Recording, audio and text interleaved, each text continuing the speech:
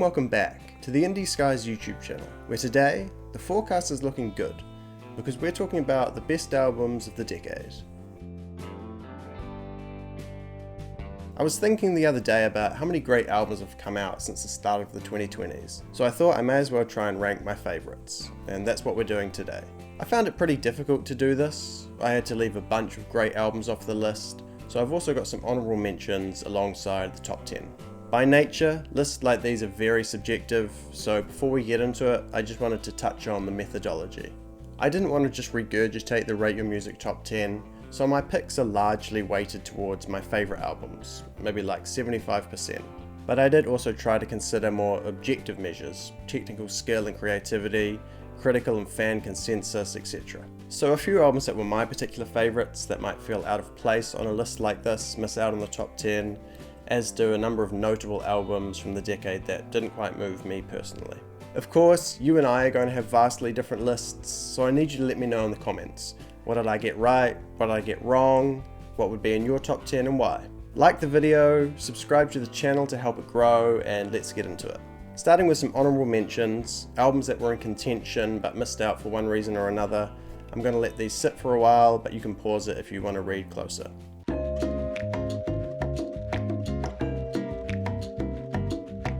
As well as those albums, here's 5 special honourable mentions. Albums that were really close to the top 10 that I thought deserved a special mention. Starting off with Songs by Adrienne Lenker. This is a genius at work, but somehow I feel like she can do even better. True Love by Howdy. This is perfect indie pop. It's dreamy, romantic, catchy, and unique enough to where it never blends into the background. Foxing by Foxing, and this album has some of the highest highs of the decade. I love the post-hardcore heavy songs in here in particular, but there's a really interesting mix of genres. 2 Star and the Dream Police by McGee. McGee is just so good. I can't wait to see what he does next, and the vibe on here is unmatched. And lastly, I Didn't Mean to Haunt You by Quedeca. This is a concept album done right, where the concept only adds to the impressive soundscape. Okay, let's get into the top 10, starting with Is It by Ben Howard. This album was my introduction to Ben Howard. I've since learned that he burst onto the scene quite early in his career. His debut album, Every Kingdom, came out in 2011. It's double platinum and was nominated for the Mercury Prize. His second album, I Forgot We Were, topped the UK charts and won awards at the Brits. But the fame and attention that came with success didn't necessarily agree with Ben, and he largely took himself out of the public eye. And the music he was making reflected that change. It became more challenging. He was making the stuff he wanted to make rather than what was expected of him. And that's probably why this album doesn't have very high ratings on something like Rate Your Music. Longtime fans may have become a little alienated, and honestly I think a lot of people who would enjoy this album just haven't heard it. I also learned that prior to this album, Ben suffered from 2 mini strokes within a month of each other. He's dealt with trouble speaking and forming sentences, memory loss and other neurological symptoms in the aftermath. And those experiences shaped this album. Sonically, the album is great. With that added context though, it brings a whole new layer to the experience. And I really do think this is one of those experience albums. It's a collection of pretty experimental alt-pop songs. There's a lot of electronic elements, manipulated vocals, loads of textures and layers, loops and delays. To me, Arthur Russell feels like a pretty crucial reference point, and this feels like a modern take on something like World of Echo. And alongside the themes of memory and time, a lot of these elements feel like specific references to his strokes. They are often quite trippy and slightly uncanny, like something that feels familiar that you can't quite grasp. And they range from subtle to more overt on something like Total Eclipse, which is essentially an interlude but still adds to this album in a really meaningful and beautiful way, with Ben mumbling and tripping over his words over this lovely vocal sample laced beat.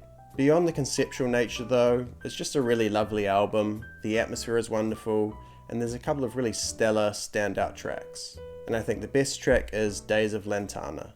Days are numbered, I'd break the teeth in your fake ass smile. Okay, moving on, number 9 is Diamond Jubilee by Cindy Lee. Cindy Lee is a solo project / drag persona of ex-woman frontperson Patrick Flegel.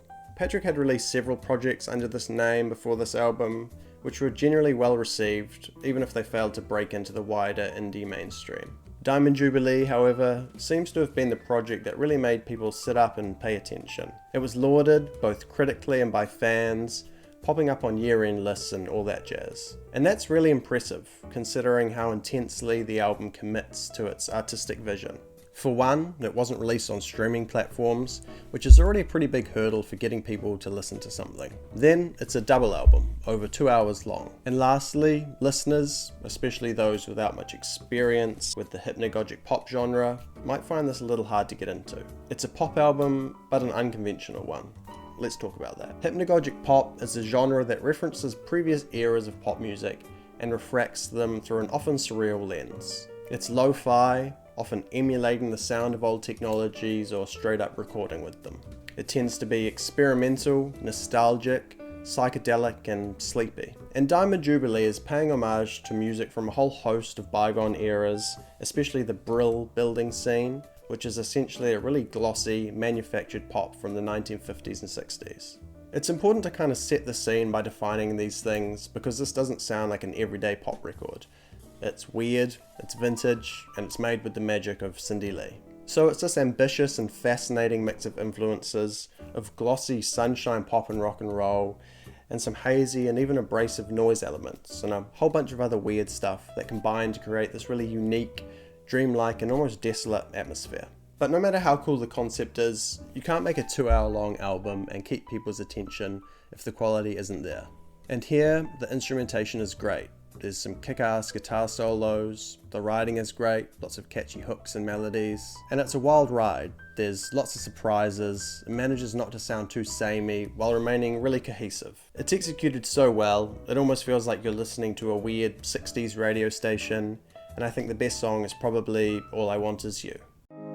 I'm on the Greyhound. I'll hit the border soon. Okay, next up is number 8, that's God Save the Animals by Alex G. As a fan of Alex G for over a decade, this felt like an album that I'd always wanted him to make. It's mature, it's charming, it feels like a natural development of his often idiosyncratic style without sacrificing his creativity. If you're interested in where it ranks in my favourite Alex G albums, click somewhere up one of these corners. For me, this is the most consistent and cohesive Alex G album. Maybe it's also a bit more accessible than some of his earlier albums. And it clearly worked and connected with a larger audience. He's pretty much become a mainstream indie rock figure now, and it's been cool to see him getting big spots at festivals and performing on late night television. There's a pretty significant indie folk flavour running throughout this album. You have songs like Mission and Miracles, which are pretty traditional but really beautifully rendered folk songs that recall some of Alex's best songs in recent years, such as Powerful Man and Bobby.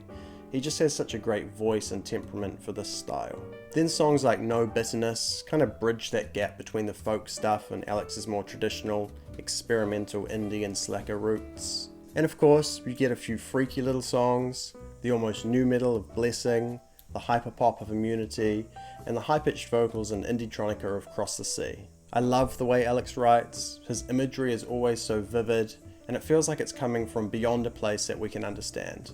No one does it quite like him. And I think the best song, or at least my favourite song, is Cross the Sea. You can believe in me. Okay, number 7, let's talk about Only God Was Above Us by Vampire Weekend. After the slight misstep that was Father of the Bride, which still had some good songs, Vampire Weekend continued to flesh out their extremely solid discography with Only God Was Above Us. I was really impressed with this album. It felt like the perfect development of their sound into a more mature and expansive direction. And honestly, it might be their best album. I don't know if that's a hot take, maybe that's something you can let me know in the comments below. Outside of a few moments, I'd say this was less energetic than their previous albums, but what it may lack in that department, it makes up for in grandeur. This is full-on chamber pop. The production is lush and occasionally psychedelic. The instrumentation can get really ornate and lovely, and some of my favourite moments come when the band really commits and goes all out. Like on Mary Boone, which blends trip-hop with these choir vocals, and it's just a really magic mixture. Each song feels distinct. You have those grand bangers like Mary Boone, the earworms like Gen X Cops, and some slower numbers like Hope. Ezra's writing has also taken a big step up on this album, I think.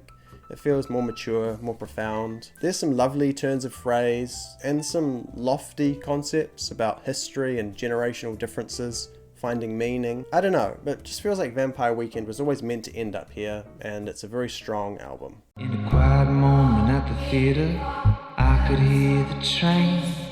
Deep inside the city, your memory remains. Okay, I can definitely count. We're up to number 6. This is Crest by Blade and Echo 2K.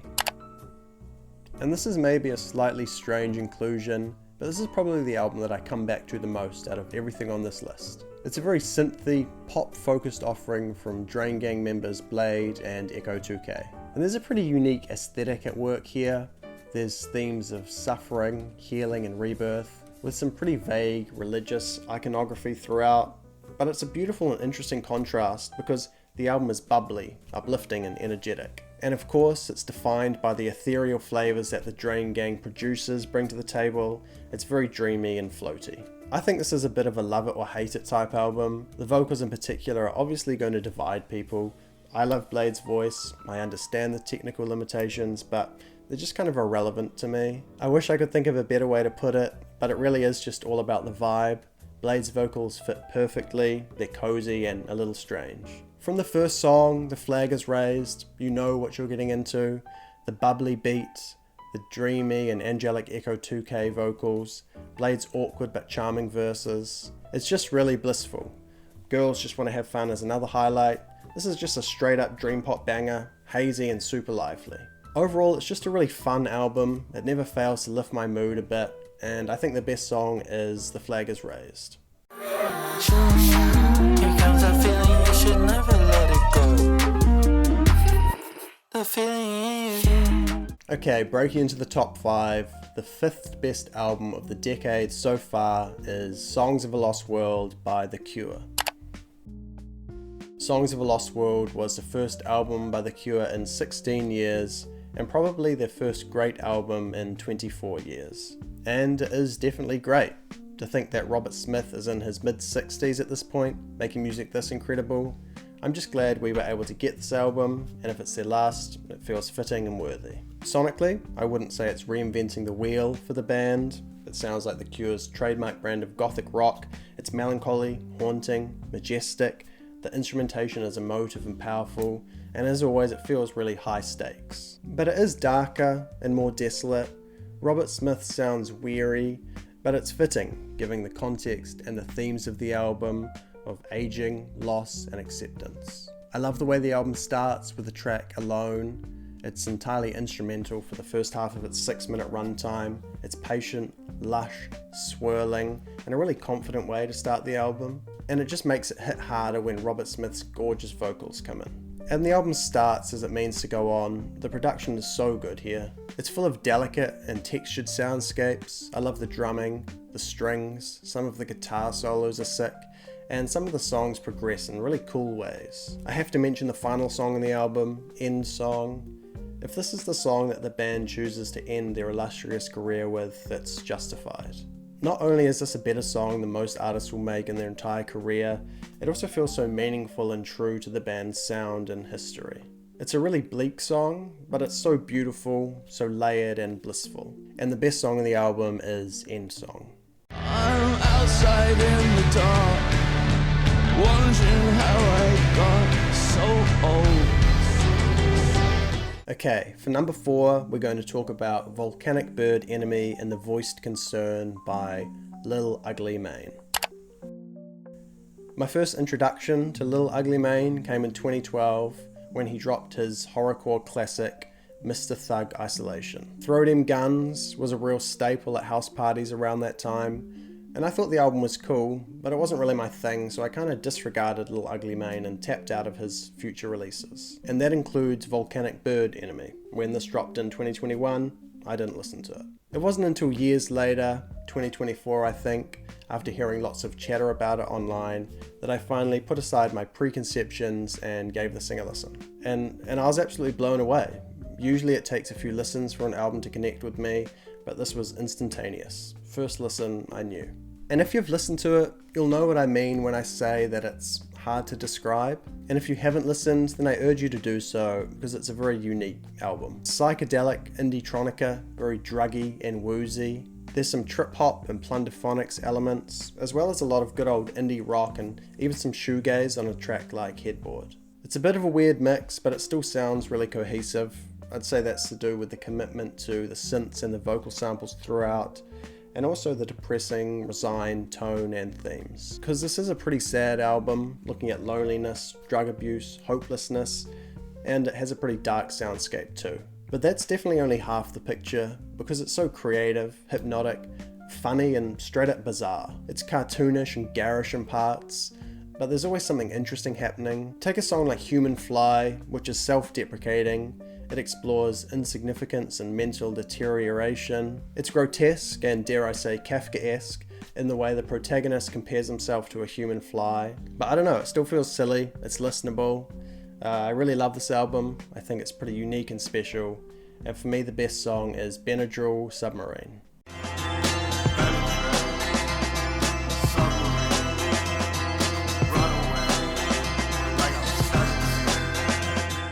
Okay, top 3. Bronze medal goes to Dragon New Warm Mountain I Believe in You by Big Thief. This album is awesome.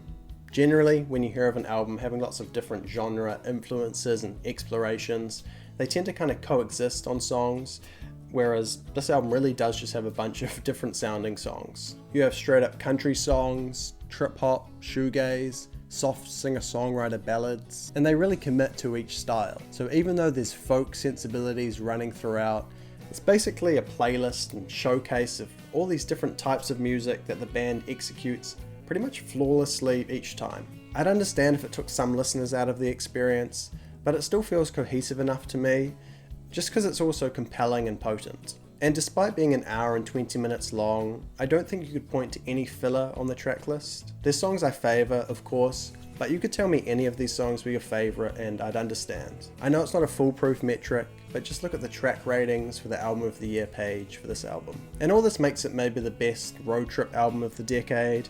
So many different sounds and moods. Stuff with big hooks to sing along to, like Certainty. Stuff that'll make you take a second to reflect on life as you're staring out the window, like No Reason. Walls of sound to wash over you, like Flowers of Blood. And even stuff to make you laugh a little, like the charming and odd Spud Infinity. And of course, Adrian Lenker is one of the greatest writers of a generation. So many incredible lyrics, vivid pieces of imagery. And this is Adrian speaking about what inspired much of the album, and I'm just going to read this out. If my 7-year-old self could speak to me, and if my 8-year-old self could speak to me, like the clarity that you get at the beginning of life and maybe at the end, to be like, remember, magic is real. It's happening all around you. That thing that is so special and feels so alive, it's always with you. And I just think that kind of sums up this entire album perfectly. And the best song is Simulation Swarm. On the 31st floor of the simulation swarm, with a drone of fluorescence, flicker, fever, fill the form. Okay, number 2 is Heavy Metal by Cameron Winter. And this is another album where I knew from the first listen that this was going to be an all-time favourite for me. For those who don't know, Cameron Winter is the lead singer of the band Geese, who have had a pretty meteoric rise recently. And obviously, this is a solo project. I was familiar with Geese before I heard heavy metal, but I'd never been blown away by their stuff, so this came as a huge surprise. I just think Cameron captured something really special and unique here. I don't know if he's the savior of rock music, like a certain subset of fans seem to think, but I'm glad he's getting the recognition art like this deserves. The production on here is dense, and it tends towards chamber folk, but at times it's lush, it's groovy and jazzy here and there. And I love the instrumentals throughout. There's so many unique and charming little flourishes, like the flurrying piano keys on Drinking Age, or the chiming, plodding viola on Try As I May. At its core though, this is singer-songwriter music. The instrumentals tend to follow Cameron's vocals, not the other way around. And this is the highlight of the album.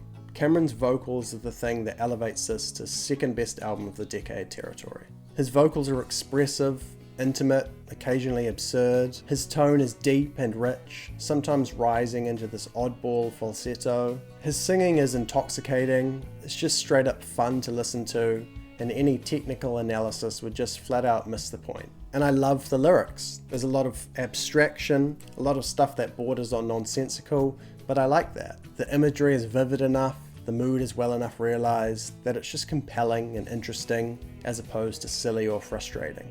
I don't know what it means for a conga line to be 1,000 chickens long, but I dig it, and I could listen to the monologue about God being real on $0 for hours. And there are still moments of almost piercing clarity about facing your imperfections and destructive behaviors on drinking age, or about the work that love requires on Love Takes Miles. There's this maturity and depth to Cameron's craft, which is pretty frightening when you consider how young he is. I love this album, and the best song is Nausicaa, Love Will Be Revealed.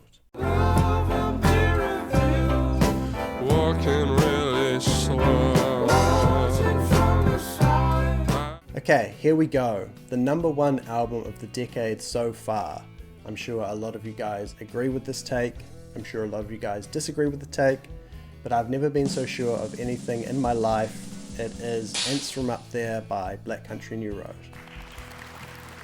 I feel like I've seen the tide turn a little bit on this album recently, but for me, this is a generational masterpiece. I think it'll go down as a bona fide classic, especially with the added mystique of vocalist Isaac Wood leaving the band days before the album released for personal reasons. Born out of London's windmill scene, Black Country New Road stormed out of the gates in 2021 with their debut album For the First Time, which made a big splash, thanks in part to its tight, jazzy post-rock instrumentation and its spoken word post-punk vocals. It wasn't necessarily a challenging listen, but it was an acquired taste. And I liked it. I understood this was a band to keep an eye on, but I wasn't expecting anything like this just a year later. Ants From Up There leans further into the post-rock and chamber pop side of things, while retaining some of those post-rock and post-punk elements. It's slightly more accessible than the debut, but this doesn't mean it compromises at all on its artistic vision. Rather, the vision the band appears to have had has been flawlessly executed. Long songs, sustained instrumental passages,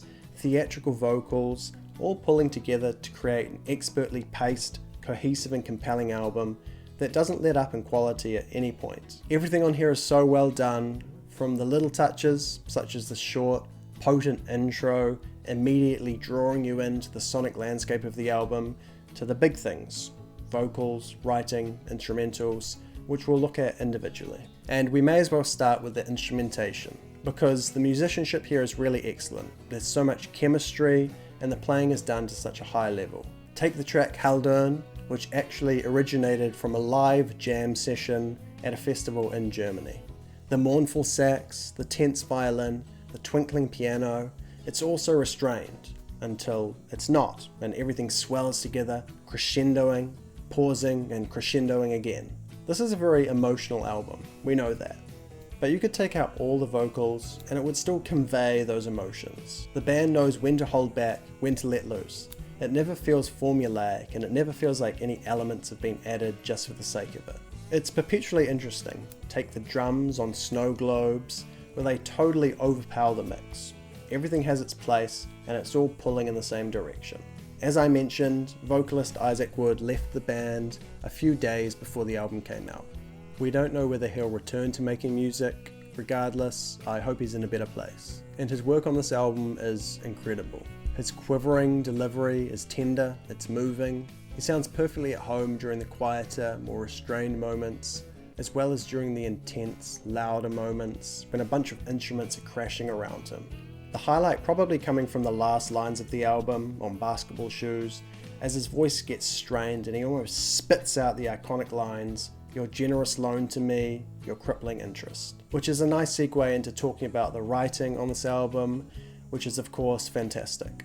The overall tone of the lyrics is vulnerable, they're profound, they're clever, they're occasionally devastating. The imagery is vivid, there's some lovely metaphors and similes and all that stuff. My mind goes to Concorde, which features this really special metaphor of a love interest as the Concorde aeroplane, which is a discontinued commercial jet that could travel faster than the speed of sound. The idea being the protagonist can only catch a glimpse of this person as they flash by, and that being enough. I could go on about this album all day, but I've taken enough of your time. Album of the decade so far, Ants from Up There by Black Country New Road. But for less than a moment, we'd share the same sky. Okay guys, there we go. Top 10 albums of the decade so far. Let me know what you thought of the list in the comments below. I want to hear your favorite albums of the decade. I want you to like the video, subscribe to the channel. Thank you so much for watching. I really appreciate it, and I'll catch you next time. Peace.